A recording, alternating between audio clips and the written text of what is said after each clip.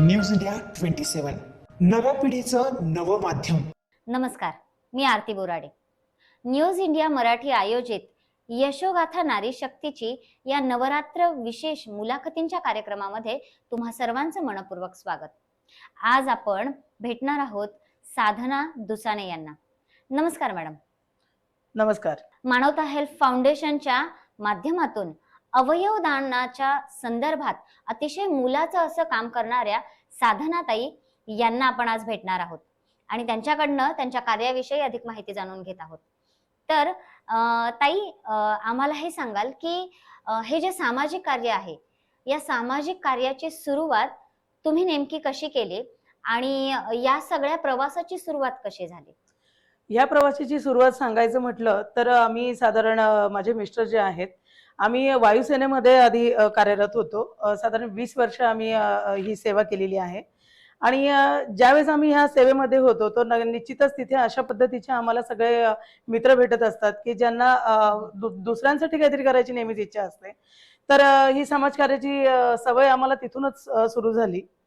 आणि ज्यावेळेस आम्ही बाहेर आलो, जेव्हा सिव्हिल लाईफ जगायला लागलो, जेव्हा अवतीभोवती बघायला लागलो ना, तर त्यावेळेस मग असं वाटायला लागलं की आपण काहीतरी देणं लागतो समाजाचं. तर ह्या प्रेरणेतनं मग आम्ही हे मानवता हेल्थ फाउंडेशनची संस्था जी आहे ते एक साधारण 10 वर्षापूर्वी आम्ही ती स्थापन केलेली आहे. आणि मला तुम्हाला हे विचारायचे की मानवता हेल्थ फाउंडेशन जे आहे, तर या संस्थेमध्ये नेमके किती लोक कार्यरत आहेत, याचं कामाचं स्वरूप नेमकं कसं आहे? आमच्या संस्थेमध्ये जोडले गेलेले तसे बरेच कार्यकर्ते आहेत की सगळ्यांनाच ते काम करावंसं वाटतं. पण प्रॉपर आमच्याकडे साधारण 22 लोक जे आहेत, जे आम्ही बॉडीवर काम करत असतो. वेगवेगळ्या ठिकाणी आम्ही कॅम्पेन करत असतो.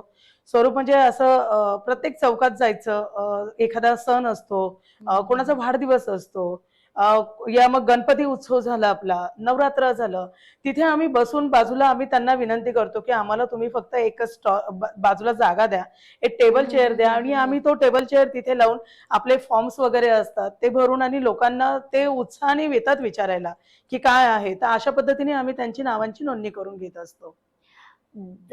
या सगळ्या कार्यामध्ये लोकांची मन या संदर्भात वळवणं आणि लोकांमध्ये जनजागृती निर्माण करणं निश्चितच अवघड असणार आहे. तर तुमचा या संदर्भातला बरा आणि वाईट असा दोन्ही प्रकारचा अनुभव निश्चित आला असेल. तर एखादा विशेष असा अनुभव तुम्ही आम्हाला सांगू शकाल काय? विशेष म्हणजे खूप असे येतात ज्यावेळेस आपण कॅम्पेन करत असतो. महिला असतात, पुरुष असतात, सेन्सिअरली काही लोक येतात, ते जाणून घेतात ह्या बाबतीमध्ये की अवयदान कसं केलं जातं, काय केलं जातं, याच्यासाठी काय प्रोसेस असते आणि ते त्यांना पटतं आणि ते फॉर्म भरून घेतात. पण बऱ्याचदा असंही होतं ना की आपल्याकडे आहेत महिला असतात काही, जसं नवरा बायको आले आपल्याकडे आणि येतात अगदी, म्हणजे नवरा अगदी याच्याने विचारतो की कसं करायचं, काय करायचंय, पण त्याची बायको मग त्याला अहो नाही असं नाही करायचं, तुम्ही कुठे लगेच उद्या. आणि म्हणजे ते त्यांच्या मनात एक कुठेतरी आजही भीती आहे की जसं त्याच्यामुळे काही महिला असतात अशा की ज्या नाही त्यांना पटत त्या गोष्टी. तर असे बरेचसे वेगवेगळे असे छान अनुभव म्हणजे येतात समोर की हसायला येतं त्याच्यावर बऱ्याचदा. बरोबर, गमतीशीर सुद्धा अनुभव असतात. आणि या संदर्भात मला अजून असं विचारायचं आहे की जर काही कुणाला डायबिटीज आहे, कुणाला इतर व्याधी आहे, तर अशा वेळी देहदान किंवा माफच करा, देहदान, नेत्रदान किंवा अवयव दाना संदर्भात जे काही आहे, तर हा निर्णय कसा घेता येऊ शकतो आणि याबद्दल तुम्ही आमच्या प्रेक्षकांना काय सांगाल?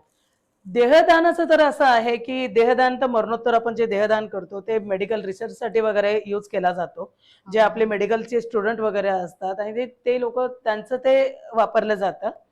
आणि नेत्रदान वगैरे जे आहे ते एक दानाचं स्वरूप आहे. ते आपण दिल्यानंतर आपल्याला डायबिटीस म्हणजे आपल्या शरीरातल्या ज्या व्याधी आहेत ते सो एक दान करायचं आणि त्या पद्धतीने मग डॉक्टर लोक पुढे ठरवतात की ते अवयव आपण कोणाला देऊ शकतो या काय करू शकतो, ते त्या पद्धतीने निर्णय होत असतात त्या गोष्टीचे. बरोबर. खर तर एखादा अवयव दान करायचा आहे याचा निर्णय घेणारी जी व्यक्ती असते, ती व्यक्ती गेल्याच्या नंतर ही सगळी प्रोसिजर होते. हो, म्हणजे संकल्प करणारा एक आणि संकल्पाची पूर्ती करणारे दुसरे असतात. बरोबर. हे जे कोऑर्डिनेशन आहे हे कसं साधलं जातं? हे म्हणजे खरंच खूप बिकट परिस्थिती असते ही जी असते ज्यावेळेस आपला व्यक्ती जातो आपल्यापासून दूर. ती जातो, ती सिच्युएशन जी असते तुम्हाला करायची खूप इच्छा असते, पण हम्म, त्या सिच्युएशन मध्ये तुम्ही नाही करू शकत त्या गोष्टी, कारण की हम्म, नाही लक्षात येत, कारण ते दुःखच आपल्यावर इतकं असतं. तर त्यावेळेस आम्ही काय करतो, आमच्याकडे एक फॉर्म आहे, फॉर्म हम्म, स्वरूपामध्ये आम्ही त्यांच्याकडनं संकल्प करून घेत असतो. त्याच्यावर त्यांचा आधार कार्ड नंबर घेत असतो आणि मेन हम्म, मूळ म्हणजे त्यांच्या घरातल्या ज्या व्यक्ती असतात हम्म, त्यांचा आम्ही त्यांचा फोन नंबर म्हणजे 2 जणांचे आम्ही नातेवाईक जे असतात त्यांना करायला लावतो आम्ही. त्यांचं नाव लिहा, त्यांचा नंबर लिहा हम्म, आणि ते त्यांच्या आणि त्यांची साईन आणा मेन. म्हणजे अच्छा, त्यांची हा हा साईन हा हा, घेतल्यानंतर की त्या व्यक्तीपर्यंत ते पोहोचतं, की बरोबर. आपला जो घरातला व्यक्ती आहे, की आपली बायको आहे किंवा आपला नवरा आहे किंवा आपला मुलगा आहे, याने हा काहीतरी त्याच्या आयुष्यामध्ये देह करायचा प्रयत्न केलेला आहे. नेत्रदान तर निश्चितच सगळं होऊ शकतं. त्याच्यामुळे बऱ्याचदा तेच आम्हाला योग्य वाटतं, की नातेवाईकांना सांगणं. कारण की व्यक्ती हम्म. गेल्यानंतर हे नातेवाईकांचं किंवा आपल्या घरातलं कर्तव्य असं काही आहे झालं तर घरातल्या आपलं कर्तव्य व्यक्तींचं. आहे, बरोबर, की अगदी. ते आपल्यापर्यंत पोहोचवणं. या मग ह्या पद्धतीचं दान कुठल्या हॉस्पिटलमध्ये होतं हम्म, या हम्म, काय हम्म, होतं, की हम्म. त्यांच्यापर्यंत ते पोहोचवणं.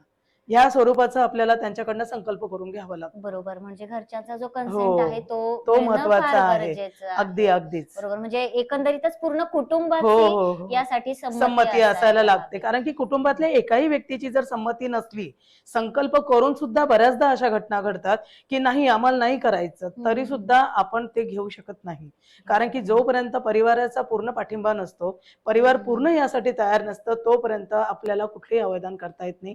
यासाठी म्हणजे अक्षरशः विनंती आहे, की जर संकल्प केला, तर त्यासोबत परिवाराला सुद्धा तुम्ही तुमच्या याच्यामध्ये निर्णयाबाबत निर्णयामध्ये सहभागी सहभागी करून घ्या. करून घेतलं पाहिजे निश्चितच. बरोबर.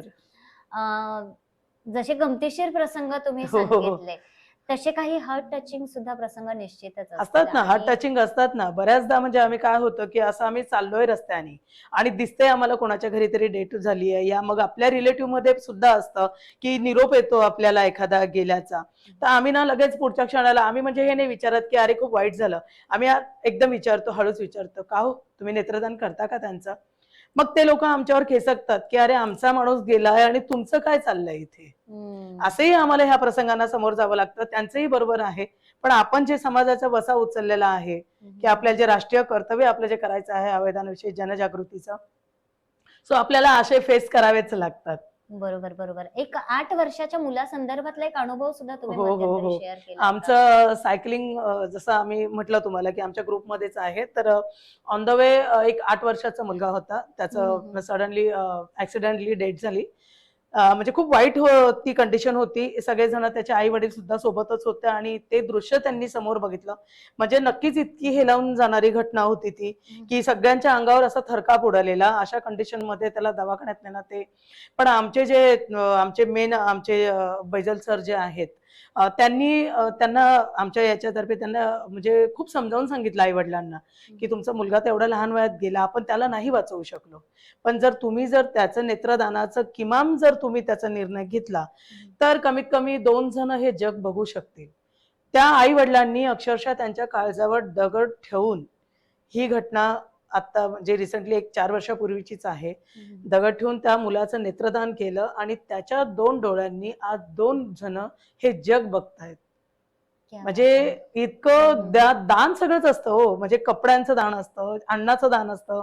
पण हे जे नेत्रदान आणि जे आपण अवयवदान जे करतो, हे हं. फार मोठं काम आहे आणि फार मोठं धैर्याचं काम आहे. धैर्याचं काम आहे आणि ते तुम्ही लोकांकडनं करवून हो, घेताय हे हो. देखील फार मोठं काम आहे. त्यामुळे मला पुढे हे विचारायचं आहे, की जर ज्या लोकांना अवयवदान करण्यासाठी किंवा नेत्रदान करण्यासाठी संकल्प ज्यांना करायचा असेल, तर त्यांनी मानवता हेल्थ फाउंडेशनला जोडून घेणं, त्यांच्याशी अगदीच. संपर्क करणं अगदीच, गरजेचं आहे. अगदीच. तर हो. हा संपर्क कसं करू शकणार? संपर्क करण्यासाठी एकतर आम्ही आमचे नंबर जे कार्ड्स वगैरे असतो ते Facebookला पण आहेत आणि शिवाय आमचं मानवता हेल्थ फाउंडेशन असं एक ॲप पण आहे. हं, हं, Google हं. ॲप आहे. ते जर तुम्ही डाउनलोड केलं, त्याच्यावर तुम्हाला पूर्ण माहिती येणार त्याच्यावर, की आतापर्यंत कुठे कसं काय, कशा हं, पद्धतीने हं, हं, हं. कामाचं स्वरूप काय आहे आणि तुम्ही त्याच्यावरून सुद्धा आम्हाला जॉइंट होऊन ते तुमचा संकल्प करू शकता. करू शकतो. नक्कीच महिला म्हणून तुम्ही ज्या पद्धतीने उभ्या आहात आणि एक दुर्गेचं रूप आज मला दिसतंय तुमच्यामध्ये कारण हे करणं फार सोपं नाहीये. नाही नाही आणि समाजातल्या रूढी परंपरांना छेद देऊन हे जे राष्ट्रीय कर्तव्य आहे हे तुम्ही पार पडतायत. तर आजच्या ज्या महिला आहेत त्यांनी स्वप्न बघावीत, त्यांची इच्छा पूर्ण कराव्यात आणि समाजाचा आपण जे देणं लागतोय त्या हेतूने काम करण्याची ज्यांना इच्छा आहे त्यांच्यासाठी काय संदेश द्या? त्यांच्यासाठी तर प्रत्येक क्षेत्रामध्ये आपल्या ज्या महिला आहेत आजकाल तर म्हणजे खूपच अगदी तळागाळात जरी शोधल्यात तरी आपल्या खूपच समृद्ध आज महिला शक्ती झालेली आहे प्रत्येक याच्यामध्ये. आणि हे जे अवयदानाचं बद्दल जर आपण जे बोलतो आहे हे बहुतेक ना महिलांवर जास्त डिपेंड आहे की महिलांनी आपलं घर म्हणजे आपण म्हणतो ना की एक महिला शिकली तर घराची सगळी प्रगती होते. त्याच पद्धतीने महिलेने जर आपले विचार बदलले की आपण नाही, आपण तर जाणार तर आपण सगळेच आहोत, आज ना उद्या आपण सगळेच जाणार आहोत, सगळ्यांना अवयव आहे. आणि आपले जर आपल्या डोळ्यांनी जर कोणी हे जग बघू शकत असेल तर काय हरकत आहे. बऱ्याच आज अंधश्रद्धा आहेत की आपले डोळे काढल्यानंतर मग आपल्या डोळ्यांना खाच पडते, मग पुढच्या जन्मामध्ये आपल्याला ते डोळे येणार नाही, असे बऱ्याच संकल्पना आहेत की आपलं विद्रूप दिसणार, असं दिसणार. तर असं काही नसतं. डोळ्यांचा फक्त एक छोटा कॉर्निया काढला जातो, अगदी म्हणजे पूर्ण डोळाही काढला जात नाही.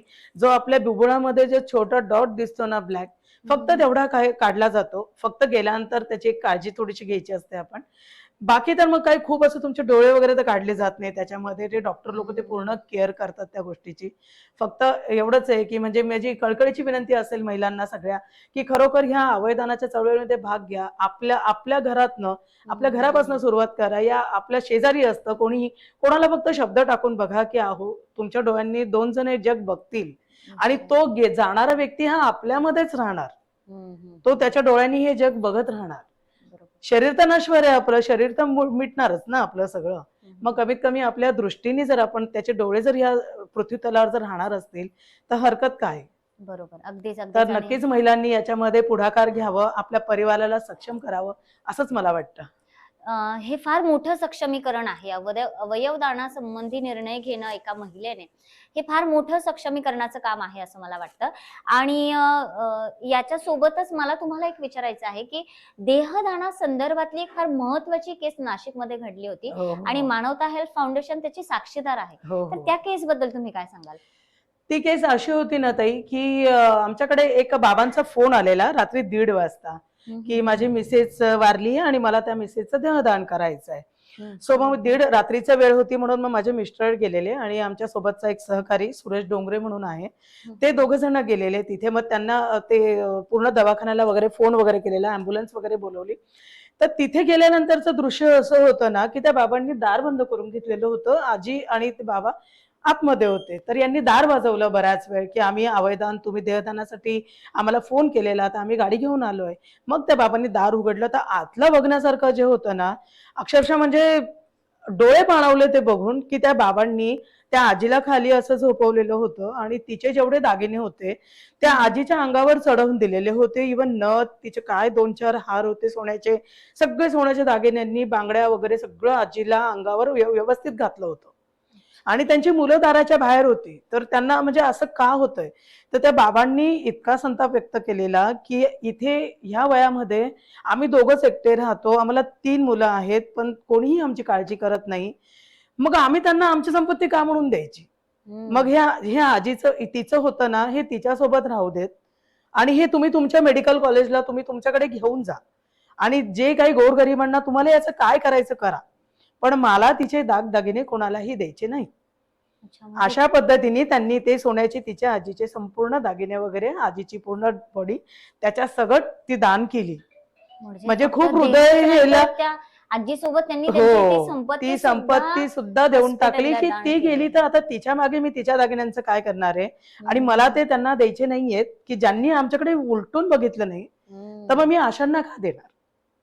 मग त्याच्यापेक्षा ते तिचं आहे ते तिच्यासोबत जाऊ दे. मी आता माझा जेवढा दिवस आहे मी राहीन तसा.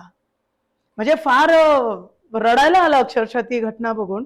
इतकं म्हणजे अशा कठीण परिस्थितीतनं हे काम सामाजिक करायला लागतं आणि लोकांचं आपण बघावं की दान देणारे पण किती माइंडली असतात, म्हणजे किती विचारपूर्वक ते करतात. आणि निश्चितच आजोबांची जी एक कृती आहे ती नक्कीच अजरामर असणार आहे. तुमच्या माध्यमातून तुम्ही आमच्यापर्यंत जे पोहोचवताय की असेही विचार करणारे लोक आहेत, समाजासाठीच देणं त्यांनी पूर्ण फेडलं, सामाजिक जे ऋण आहे त्या ऋणातून ते मुक्त होत आहेत. हो. तर यामध्ये संपूर्ण अवयव दानाची अश्विन झळकेंची ही सुद्धा एक फार महत्वाची केस होती. हो. तर या केस संदर्भात तुम्ही काय सांगाल? अश्विन जळगे म्हणजे नाशिक रोडचे रहिवासी होते. एक साधारण व्यक्तिमत्व होतं त्यांचं. किराणा दुकानामध्ये ते काम करायचे. ड्युटीवर जाताना जस्ट गाडीचा धक्का लागला आणि मोटर बाईकवरून ते पडले. हेल्मेट नसल्यामुळे त्यांचं डोक्याला जबरदस्त मार लागला होता आणि मग ते डोक्याला मार लागल्यामुळे त्यांचं मेंदूचं हे झालेलं, डॅमेज झालेला. मग ऋषिकेश हॉस्पिटलला त्यांना ऍडमिट केलं गेलं त्यावेळेस. आणि तिथे गेल्यानंतर मग डॉक्टरांनी ते त्यांचं ब्रेन डेड झालंय असं घोषित केलेलं. ब्रेन डेड म्हणजे असं असतं ना की तुमचा मेंदू मृत पावतो, पण तुमच्या शरीराची जी दुगदुगी असते ती चालू असते. म्हणजे तुमचं मेंदू तो नाही हे करू शकत. मग अशा केसमध्ये अवयदान केलं जातं. अच्छा. म्हणजे अवयदानाची जी प्रोसेस आहे, जसं नेत्रदान आपण म्हणतो, मरणोत्तर काही तासांनी डोळ्यांवर पट्टी वगैरे ठेवली की ते नेत्रदान होतं. तुमचं स्किनचं दान होतं.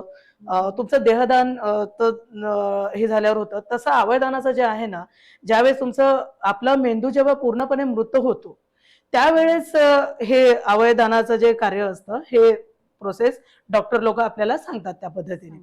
तर त्यांचेही 2 छोटी छोटी मुलं होती अगदी, आणि गरिबीची परिस्थिती. तिथले जे डॉक्टर रकिबे आहेत ऋषिकेश हॉस्पिटलचे, ते पण अवयदानाविषयी भरपूर जनजागृती करत असतात आणि तेही आमच्या फाउंडेशनला जोडलेले आहेत. डॉक्टर